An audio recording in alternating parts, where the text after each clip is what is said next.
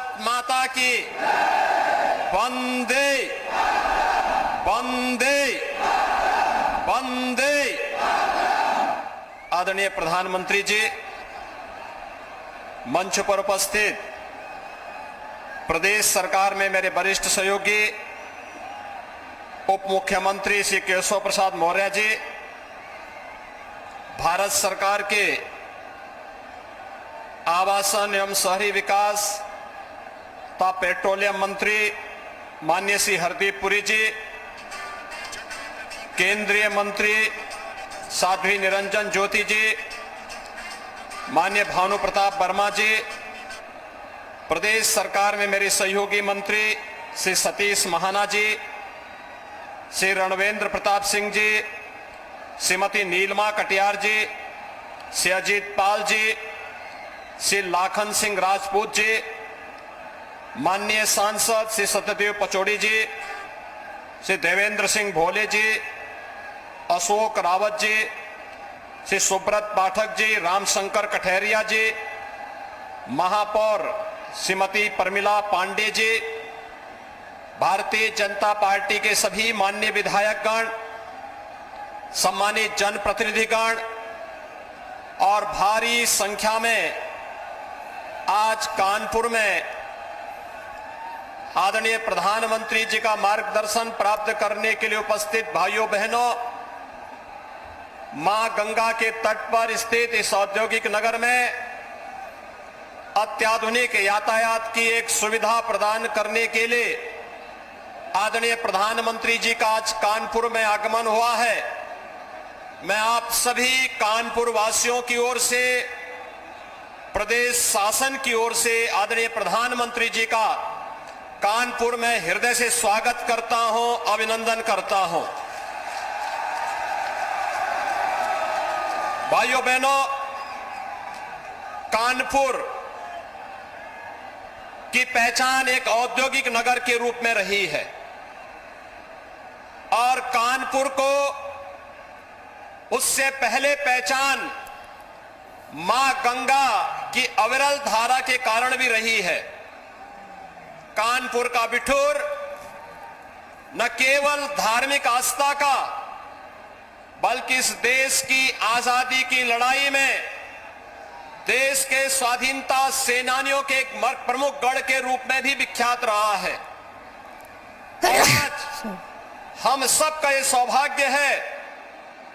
कि देश के अंदर नमामि गंगे परियोजना के माध्यम से मां गंगा की निर्मलता का सबसे क्रिटिकल पॉइंट जो हुआ करता था वो कानपुर होता था। कानपुर के सीसा मऊ में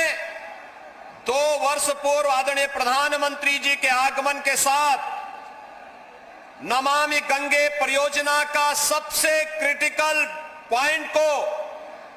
निर्मलता की ओर अग्रसर करते हुए मां गंगा की अविरलता और निर्मलता को आगे बढ़ाने का जो कार्य, कानपुर के गौरव को, सनातन धर्म के उस गौरव को पुनर्स्थापित का कार्य नमामि गंगे परियोजना के माध्यम से आदरणीय प्रधानमंत्री जी की दूरदर्शिता के कारण संपन्न हुआ। इसके लिए भी मैं आदरणीय प्रधानमंत्री जी का कानपुर की इस धरती पर हृदय से अभिनंदन करता हूं, स्वागत करता हूं। भाइयों बहनों, ये कानपुर कभी प्रदेश और देश का प्रमुख औद्योगिक नगर माना जाता था, लेकिन स्वार्थ की राजनीति ने कानपुर के औद्योगिक स्वरूप को पूरी तरह नष्ट सा कर दिया था। यहां की चलने वाली मिलें बंद हो गई, औद्योगिक गतिविधियां बंद हो गई, अराजकता का एक नया तांडव यहां प्रारंभ हुआ और विकास की बात तो दूर, विकास के पैसे को लूट करके लोग कहां ले जाते हैं। आपने देखा होगा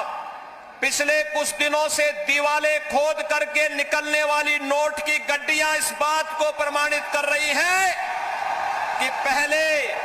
प्रदेश के विकास का पैसा किन लोगों के पास पहुंच जाता था। हम आभारी हैं प्रधानमंत्री जी के।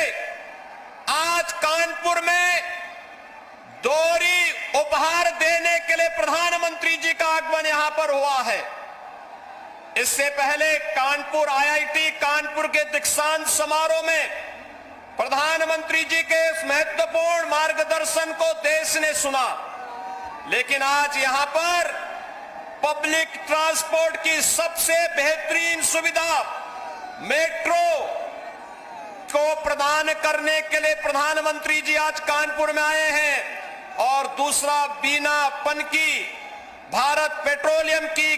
पेट्रोलियम पाइपलाइन का लोकार्पण करने के लिए भी प्रधानमंत्री जी का आगमन कानपुर की इस नगरी में हुआ है। भाइयों बहनों, ये मेट्रो का कार्य याद करिए 12 नवंबर 2019 को हम लोगों ने कानपुर से प्रारंभ किया था और 2 वर्ष 2 महीने में इस कार्य को पूरा होना था, लेकिन 2 वर्ष से 2 दिन पहले ही 10 नवंबर 2021 को कानपुर मेट्रो का कार्य एक प्रकार से फिजिकल कार्य प्रारंभ पूरा हो गया था और उसके बाद भौतिक कार्य के बाद इसकी क्लियरेंस लेने में जो समय लगा, आज उसके साथ ही मेट्रो का शुभारंभ आदरणीय प्रधानमंत्री जी के कर कमलों से कानपुर वासियों को प्राप्त होने जा रहा है। और ये 9 किलोमीटर का ये मेट्रो का कार्य कानपुर के साथ जुड़ने के साथ ही उत्तर प्रदेश देश के अंदर सर्वाधिक मेट्रो संचालित करने वाले राज्य के रूप में आ चुका है।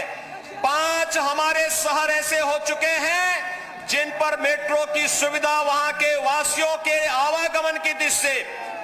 जाम मुक्त सड़कें मिल सके, सुविधाजनक आवागमन हो सके, प्रदूषण मुक्त व्यवस्था यातायात के लिए मिल सके, इस दृष्टि से आज यहां पर आदरणीय प्रधानमंत्री जी का आगमन हुआ है। मैं एक बार फिर से आप सभी कानपुर वासियों की ओर से, प्रदेश वासियों की ओर से आदरणीय प्रधानमंत्री जी का कानपुर की इस नगरी में हृदय से स्वागत करता हूं, अभिनंदन करता हूं। धन्यवाद। जय हिंद, जय जय श्री राम।